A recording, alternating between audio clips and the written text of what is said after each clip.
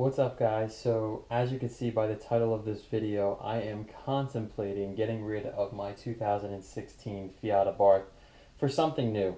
I want to spice up my channel a little bit, and I'm leaving it up to you guys to kind of ultimately make the decision of whether or not I get rid of this for one of these many cars I'm about to show you. So let's check it out.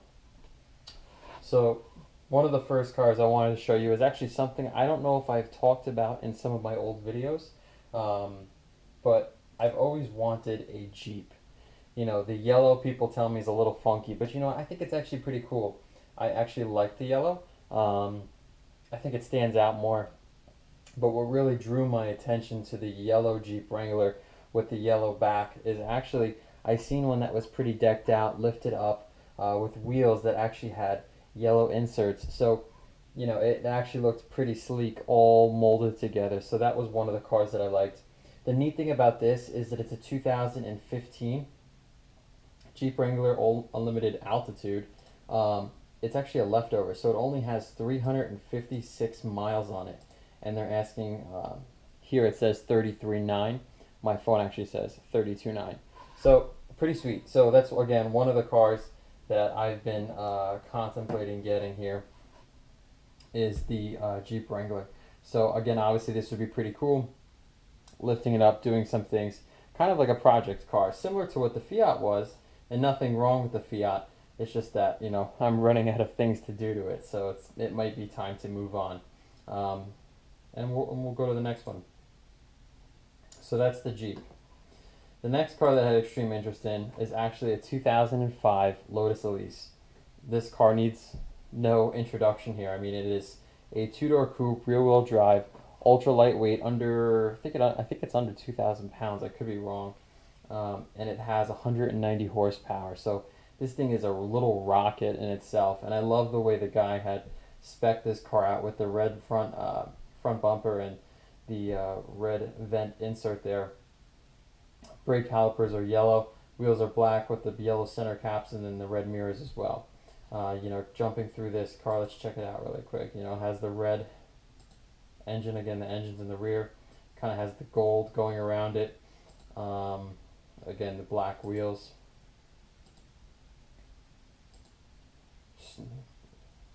Red diffuser, red lettering in the back.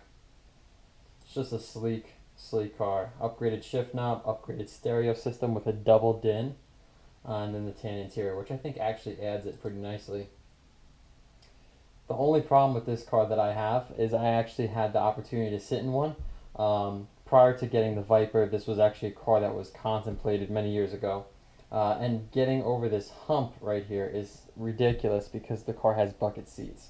So that is one of the things, of course, that I have to go look at the car to see if it's even practical. This, as you guys know, isn't my daily driver. My Lexus is my daily driver now, so this would just be a toy. Which, as a matter of fact, none of these cars would be daily drivers that I'm about to show you.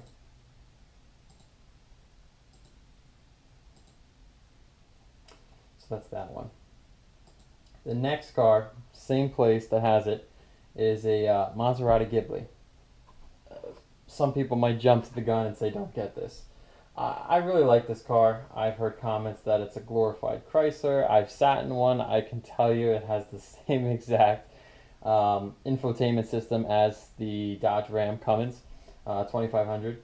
So I understand that. This, however, is just, it's really neat. I mean, you can tell that it's good quality inside. I mean, the door is so heavy and, you know, it shuts so smoothly. It does kind of stink if these cars aren't as reliable as they say they are. Because this one's just absolutely beautiful with the spec'd out wheels. It actually has red interior. I'm pretty sure. Yeah, red interior. But again, there's a similar setup as to my Ram right now, right? And it has the similar badging underneath. Carbon fiber. Really nice car. This one, if I'm not mistaken, look at that. I mean, it's freaking awesome. Definitely gonna have to check this one out. This one's gonna be a stab to the chest only because I really do like this car. So this one's an SQ4 Ghibli. It's 44.9, and it only has 11,333 miles. Going back to the Maserati, I forgot to show you guys this. So this car is, and again, an '05 Elise Roadster with a hardtop, again, and some little upgrades. It's 32.9, and it has roughly 29,000 miles on it. So this car is completely babied. Oh, one thing, I mean, I'm sure some of you guys know this already, but for those of you who don't, the motor that's in this car, this motor is actually a Toyota Celica motor. So they're known to be very reliable, one, and two, actually to be cheap with insurance. These cars are known to be cheap with insurance. So, that's a big helping hand here. The Maserati is not cheap. It actually raises my premium quite a bit. The Jeep actually lowers my premium with getting rid of the Abarth. So, very, very nice. Next car jumping in, you guys might yell at me for this, but it's just something I might consider, is the brand new 2018 Subaru STI. I don't know about the gray here. I like gray cars, but I think I'd probably go with a white one. Sorry, I like the brake calipers here, and I just think they really did a good job on doing the front fascia, the rear, and then obviously the interior is what I really fell in love with. So these brake calipers are just stunning too. I mean, it's the little things. The Recaro seats inside. I love this. I think it looks good. And, having the 2015 STI, I mean, it was such a good car. I simply got rid of it for an investment opportunity that I simply regret. But thankfully, it's still in the family. My dad drives that car on a daily basis. He loves that car, so I still get to enjoy it. But the hits that I got from the Subaru was very successful. So I feel like adding this back to the lineup and at least introducing a 2018 model here would be of great help to us with tweaking it and doing the rest of the tunes and add-ons that I wanted to do to my 2015. So adding this would be nice. So these cars, this is a base. It's 37.7, 2018. I didn't run it through my insurance. I'm sure it'd obviously increase it more than the Fiat. But the nice thing is, similar to this Crosstrek here, they have the 2.9% financing, which is nice. I think that's for 60 months. So I should find out right now. I get 2.9 to 63 months. Not that bad. So looking at these payments, it'd be a doozy for sure. Absolutely. Jumping into the next car. This next car I'm about to show you was the car I was going to get while doing the investment that I was doing, which was buying and selling cars. So this was going to be my daily driver, which was a Golf R. This exact car. I was deciding between this and the Audi S5. Obviously, you guys know I chose the Audi S5. I really should have chosen this because the Audi S5 depreciated in value so fast. Needed a whole bunch of work. I think I had to put a thermostat in it, all brand new tires. I think in the first month I dropped $4,000 into it, and then it lost $3,000. It lost $1 every mile. So think about that. Every mile that you drove, it lost $1. And I've told you guys in the past, if you followed, I do about 5,000 miles a month. So again, think about that. This is the reason why, if you follow, I went and got the Scion XB, is that I alleviated the miles off the Audi S5 and translated them onto the Scion XB. So again, really kicks myself for not getting this. This car also holds its value pretty well. This is the Golf R 4-door with DCC and nav, manual. Again, same exact car. The one I would have probably paid about $38 for is now $33.9, and it only has 5,600 miles on. So checking it out, just running through, it's pretty standard. Volkswagen's, little hot hatch in my opinion.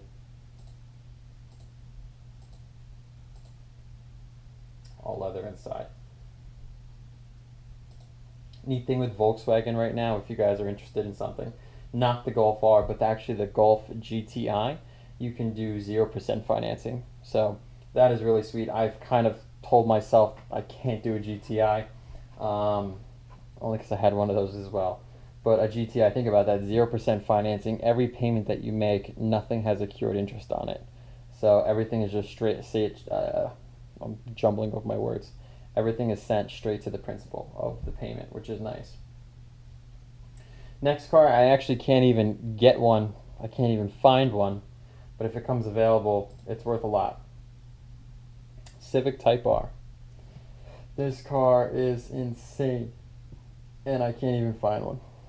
The ones that I find are marked up out the ass.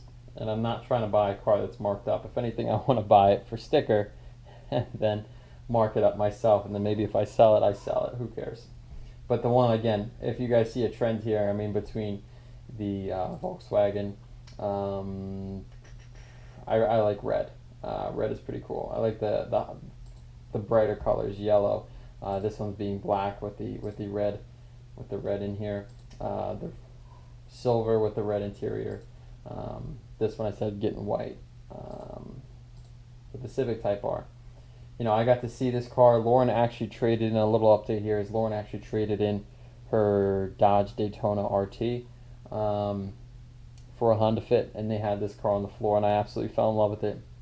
They were throwing me the keys to go sit in it because they knew I'm just an impulse buyer, but I didn't cave in, and I actually should have, because they actually had a black one, and it looked really good. I'm not gonna lie, not that black though. It's just it wasn't a matte black. It was a shiny black. I'm sure you guys seen it. Regardless of the fact, it looked really, really good. So that is obviously a car that really caught my attention. But it's sold that same day that I was there, right on the showroom floor. Again, jumping back in, I only have 2 more cars left, but this one's a pretty neat car. I have a buddy who actually works at this dealer who texted me and said, "Hey Nick, I know you're looking for a pretty neat car for a pretty decent price. Check this out." So this is what he sent me. It's a 2008 Maserati Gran Turismo coupe, which is neat. So the first year the Gran Turismo came out, these cars again was prior to Chrysler taking ownership of it, so they should have a pretty good rap. This car, brand new, I think was closer to 100. It has the 4.2 liter. I would have liked the 4.7, but obviously the price would have been different. This car, being an '08, is only $34,900, and it has, how many miles are on it? 38,000 miles. It's nothing. This car is completely meticulously maintained. It shows 2 owners, but if you follow it, it's just the one owner. He's just moved from 2 states, from Illinois to PA, so he just registered it twice. So it's really only one owner. He really took care of this. I mean, the barrels. I mean, you guys know how meticulous I am with detailing, and these barrels are spotless. They don't just get like that from, sitting around. It's very taken care of, and car dealerships don't do this type of work. So, it's a really neat car.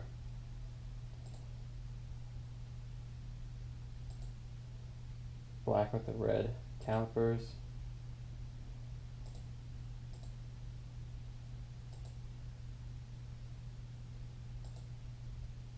Black interior is this? Yep. Black leather. Back seats, which I think is pretty cool, right? You get a sports car like that, and I could still put my son in it.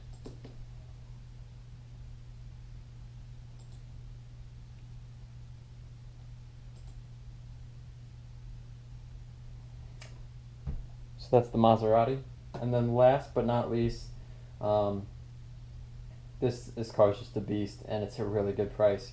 So I've looked at a 2013 Audi RS5. So the top tier big motor version of the car that I had, all in red like I had. This car looks like it was lowered. It has the Audi emblem. This is a really nice car. This car is a serious car. The nice honeycomb grille, white interior, not manual, unfortunately. Really, really nice. Absolutely gorgeous. So this car is $43,900, and it has 28,000 miles on it. So, a car that was once 80 grand, 85 grand brand new, lost half its value. And again, this is a 2013, so very cool car. Again, that thing's just mean looking. But these are the cars, guys. So, kind of running through them pretty quickly. The Audi RS5 is one of the most expensive. This Civic Type R is, right around the one that I saw was 38,000, 39,000. But again, some of people have them marked up to 50 for markup. The Golf R is definitely one of the cheaper cars, along with the Jeep and the Lotus. The Maserati is pretty much neck and neck with the Audi RS5. And truthfully, as people say this car is really as bad as it is, the Audi would probably be the win of the two. The WRX STI, if I wouldn't want a base, I'd probably go to a limited trim, only because I did a base on my last one. I kind of want the juiced up options. So this car and the Civic Type R are pretty much neck and neck for the same price. The Golf R and the Maserati is similarly in price. Like I mentioned, I do have the Lexus. These cars are just toy cars. I think the Jeep would be pretty neat. But again, I'm leaving it up to you guys to kind of choose between these cars, which one you feel would be cool to add to the channel.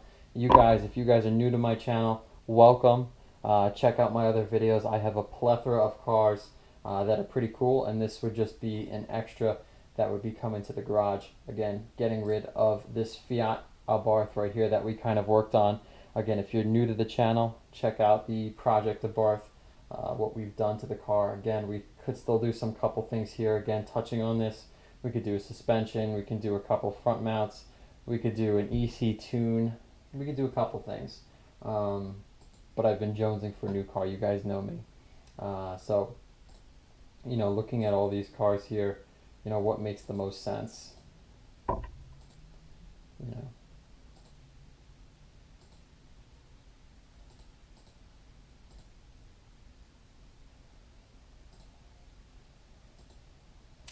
Leaving it up to you guys. Let me know what you think between these 1, 2, 3, 4, 5, 6, 7, 8 cars.